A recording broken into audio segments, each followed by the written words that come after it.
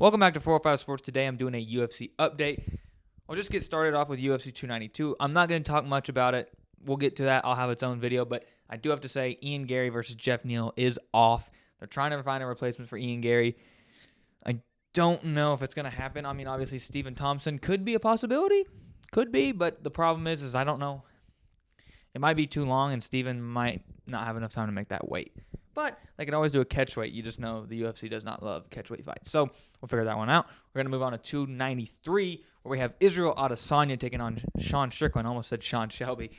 Sean Strickland is 2-2 in his last 4. You could argue he's 3-1. You could argue. It's there. Jared Cannonier fight was close. Obviously, the Alex Pereira fight was not. But he's off of a win over Imanov and then also Abu Smagomedov.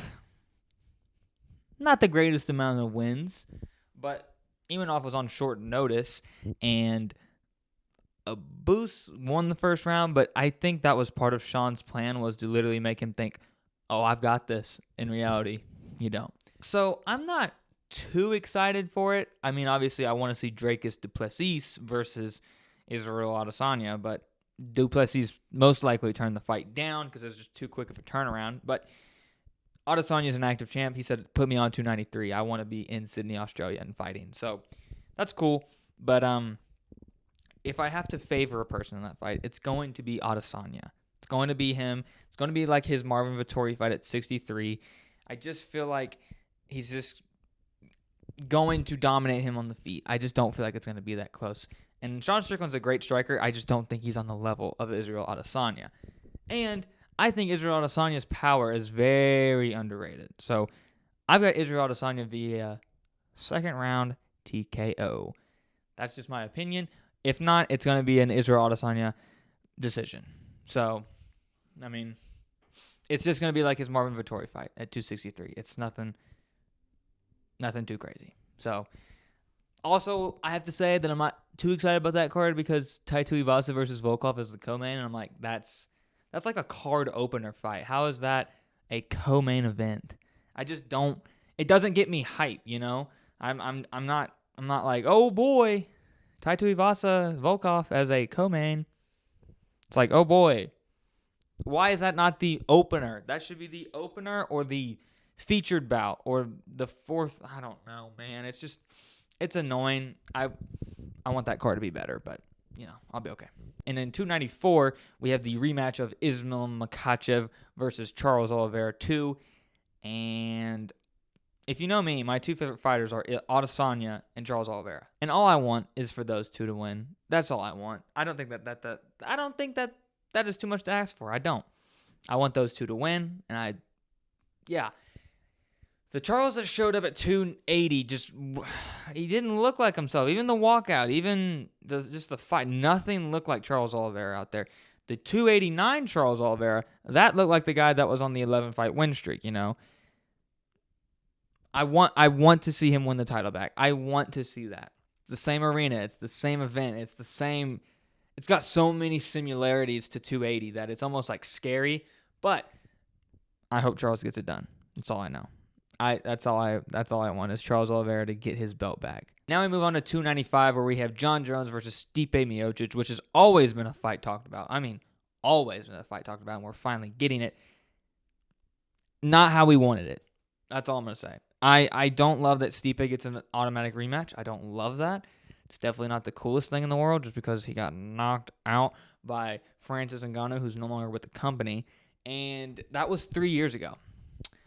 Or 2 years ago. That was 2 years ago. I just don't love it. I don't love the fact that he's getting, you know, I mean, that was at UFC 260, you know?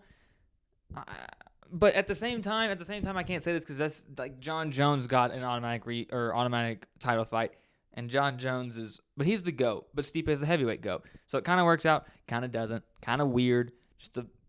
I don't know. Sergey Pavlovich is almost very much deserving of a title fight, and he will fight the winner, or him versus Aspinall will happen for the vacant. Maybe gone. I don't know. Maybe Sergey Spivak. Maybe him. I don't know. Aspinall's better than Spivak though, so he's already beat him. So I mean, it is what it is, but realistically, at the end of this, I'm going to talk about UFC 300, and that is when we'll talk about some fireworks. We got a couple more here, possibly on that card as well. Colby Covington versus Leon Edwards. Now that, very interesting. I would love to see that fight. Obviously, Bilal Muhammad is in the shadows, waiting for his title shot after this fight. Regardless of who wins this fight, is fighting Bilal next. It has to be that way. It has to.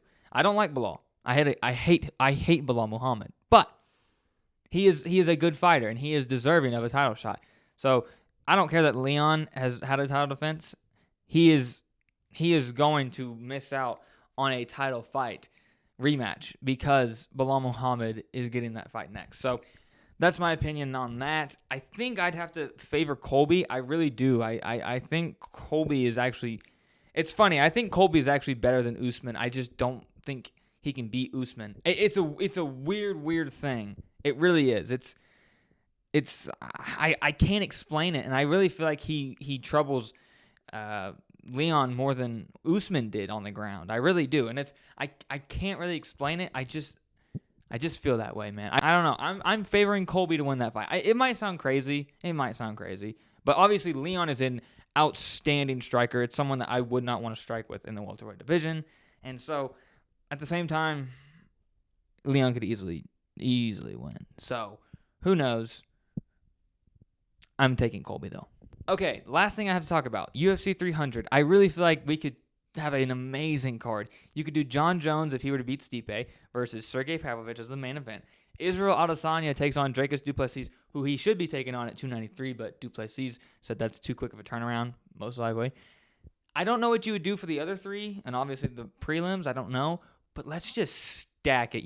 200 was supposed to have Conor McGregor, Nate Diaz 2, DC Jon Jones 2, Amanda Nunes and Miesha Tate and Frankie Edgar and Jose Aldo. Like, it was literally supposed to have so many title fights and so many big implication fights. All I'm saying is, let's stack UFC 300. I know Jon Jones says he's done after this fight, but let's tell him, hey, we need you to go beat Russian Sergey Pavlovich. We need you to do that, okay? So it'd be cool. Obviously, Dracus and Izzy would be cool too. We need that. So the UFC is banking that he beats Sean Strickland. They really are. But UFC is looking pretty dang good for the future of 2023. I mean, it's looking good, and they're going to be having another good year next year. So it's been a great year for the UFC in 2023, and I'm very excited to see how this year finishes out. So thank you guys for watching the video. Don't forget to like and subscribe down below.